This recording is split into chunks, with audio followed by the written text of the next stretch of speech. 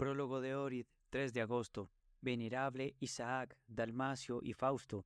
Isaac tiene su día de conmemoración el 30 de mayo. San Dalmacio fue primeramente oficial del emperador Teodosio el Grande. Él lo tenía en muy alta consideración.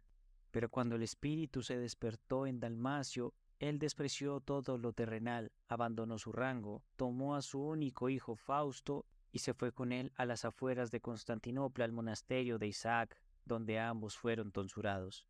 Dalmacio se entregó enteramente a la vida piadosa, motivo por el cual el anciano Isaac se alegraba mucho. Cuando le llegó la hora de su muerte a Isaac, él ordenó a Dalmacio que fuese nombrado como igúmeno en su lugar. Más tarde esa comunidad fue llamada según su nombre de Dalmacio. Él se entregaba al ayuno, a veces hasta por 40 días, y por eso logró vencer el invisible poder demoníaco. Participó en el tercer concilio ecuménico y luchaba contra la herejía de Nestorio. Complaciendo a Dios, se presentó ante él tranquilamente en el siglo V. Su hijo Fausto mantuvo la labor de su padre y después de una vida devota, la concluyó en su comunidad dálmata.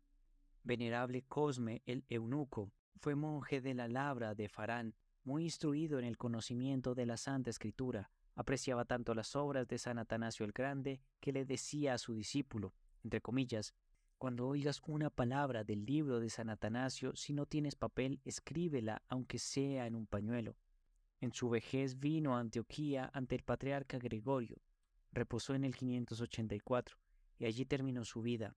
El patriarca ordenó que el cuerpo de Cosme fuera enterrado en el monasterio del patriarcado. Un hombre a menudo venía a la tumba de Cosme, honrando al santo y orando allí a Dios. Al preguntarle por qué hacía esto, él le reveló que durante 12 años había permanecido paralizado y que San Cosme lo había curado. Venerable Antonio el Romano nació en Roma en el año 1086, hijo de padres piadosos y ricos. En ese tiempo la Iglesia romana católica se había separado de la Iglesia de Oriente. Todos los que permanecieron fieles a la Iglesia oriental fueron perseguidos por los clérigos romanos. Entre los perseguidos estaba también Antonio. Él repartió una propiedad que había heredado y fue tonsurado. Estuvo 14 meses en una isla rocosa en el mar viviendo la vida ascética. Sin embargo, la roca se separó de su cimiento y por una extraña providencia navegó hasta la ciudad de Novgorod. En Novgorod lo recibió amablemente el arzobispo Nicetas y le ayudó a levantar la iglesia de la Santísima Madre de Dios, donde más tarde fue fundado el monasterio. Antonio vivió un largo tiempo como igúmeno de ese monasterio y manifestando poseer un gran poder de la gracia de Dios a través de sus muchos milagros, terminó tranquilamente su vida en el año 1146 y fue trasladado a la corte del Señor. Santa Salomé la Mirófora, madre de los santos apóstoles Jacobo y Juan, la mujer de Zebedeo y la hija de José el prometido de la Santísima Madre de Dios, sirvió al Señor durante el tiempo que duró su vida terrenal y tuvo el privilegio de estar entre las primeras mensajeras de su resurrección. Reflexión. Almas santas leían con gran diligencia la Santa Escritura, concentrándose en cada palabra y poniendo ante el espejo de la palabra de Dios como ante el juicio final. Tanta fue su diligencia en eso que algunos ascetas emprendían distantes viajes para ir al encuentro de algún sabio que les pudiera interpretar la palabra o una expresión de la Escritura. En los lugares donde fuese posible, esto era realizado mediante cartas. De eso quedaron colecciones enteras de las cartas de los santos, como fueron San Basilio, Gregorio, San Juan Crisóstomo, Isidoro Pelucioto, Nilos de Sinaí y muchos otros. San Cosme contempló un día las palabras del Señor Jesucristo cuando en el Getsemaní a los discípulos si tenían el cuchillo.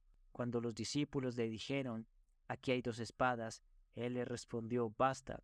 Lucas capítulo 22, versículo 38. Cosme no podía explicarse esas palabras, entonces decidió ir por el desierto a una labra lejana, llamada Pirga, a visitar al conocido igúmeno Teófilo para preguntarle sobre este pasaje. Con gran dificultad llegó al lugar. Teófilo le explicó, 2 cuchillos significan el acto de doble vida agradable a Dios, hechos y visiones, es decir, el esfuerzo e inmersión de la gente en los pensamientos de Dios y la oración. Quien tiene ambos, ese es perfecto. Contemplación. Contemplar la milagrosa victoria de los israelitas sobre la gente de Jai, Josué capítulo 8. Primero, como los hombres de Jai salieron a perseguir a los israelitas y casi los vencieron.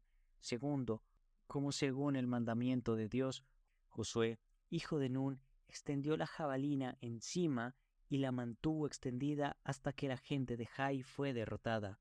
Tercero, como yo en peligro tengo que extender el corazón a Dios como la jabalina, y con la cruz en el corazón, en la oración al caminar hacia la victoria.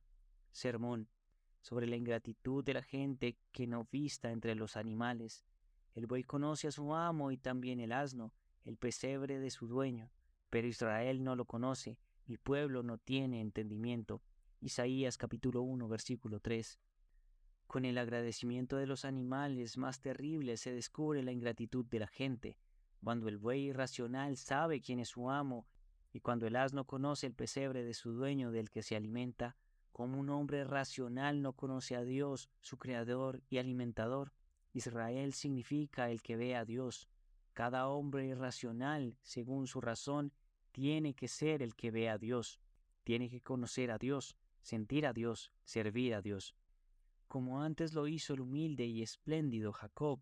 Pero cuando el hombre racional, cuya dignidad completa está en el conocimiento de Dios, no lo conoce a él, es decir, cuando el que ve a Dios llega a quedar ciego para con Dios, entonces el buey y el asno superan en dignidad a tal hombre, porque el buey sin excepción conoce a su dueño, y el asno sin excepción conoce a su alimentador.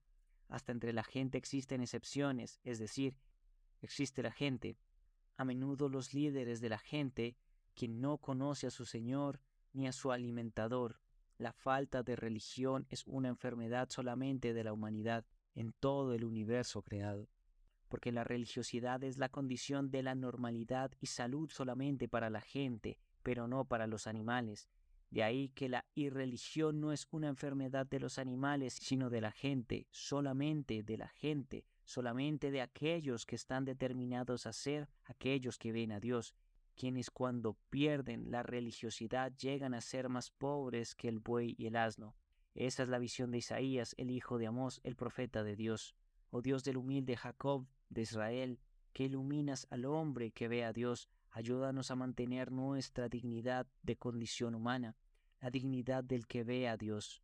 Cada día y cada hora conozcamos y te admitamos con gran agradecimiento como nuestro dueño y alimentador. A ti la gloria y el agradecimiento por los siglos de los siglos. Amén.